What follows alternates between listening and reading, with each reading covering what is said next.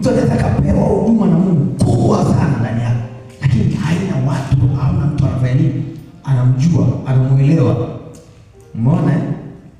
Sasa unachukulia hali ulionayo hiyo, hajalishi wanakujua au hawakujui, lakini anza kutumikia Mungu. Kwa sababu tayari umeitwa na umepewa kile kitu na huduma. Anza kutumikia nani? Mungu.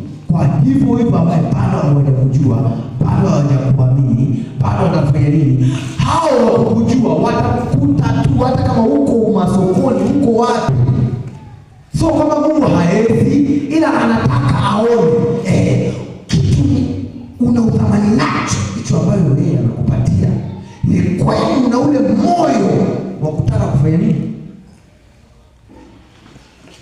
Wa kutaka kufanya. Utasema ngoja nisubiri labda wanijue au nijenge kanisa kubwa ndipo nitoke nianze kufanya nini? Kuhubiri. Lakini watu waliopata tu wito wakatoka na miji yao. Hakuna anayewajua, hakuna anayewaamini, lakini wakatoka wakisema neno la nani? La Bwana.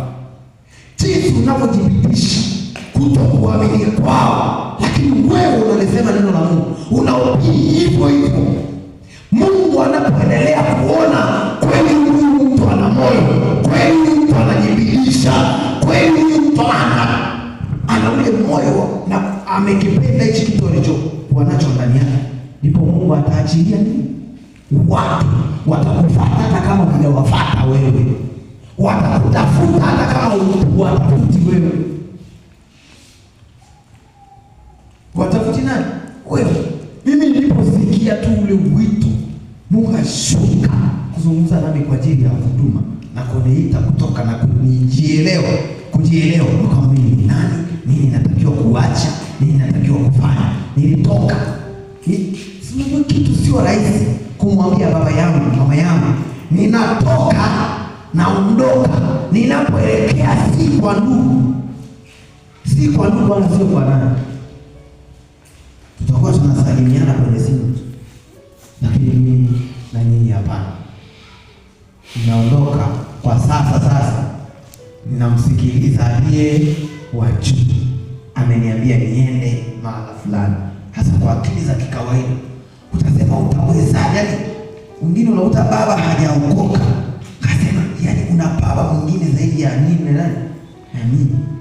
Yaani yule aliye juu ndio unamwamini sana kuliko mimi niliyokulea nimekubeba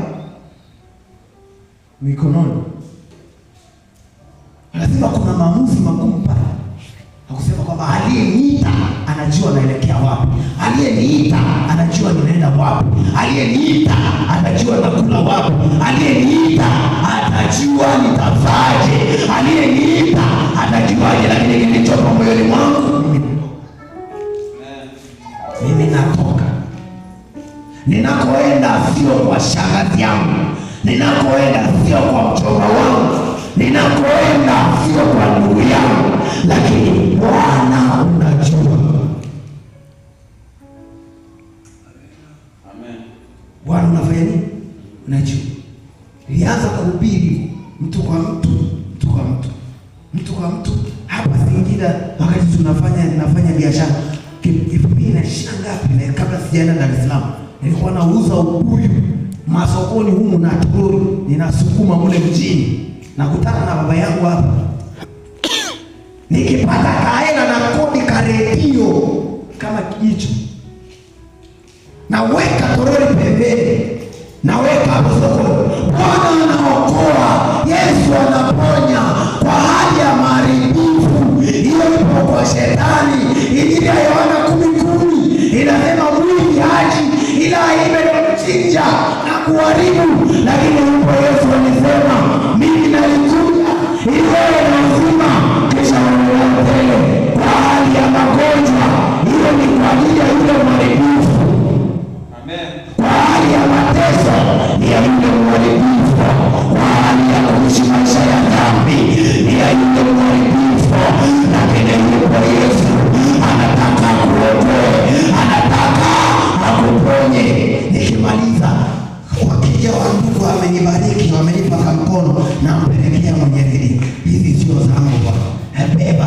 mimi sijafanya hapa nipate hela, ni biashara kangu hapa hizi. Wewe mwenye redio, haleluya, haleluya. Yaani hapo ni Mungu tunataka unakipenda kilichoko ndani yako alichokupa.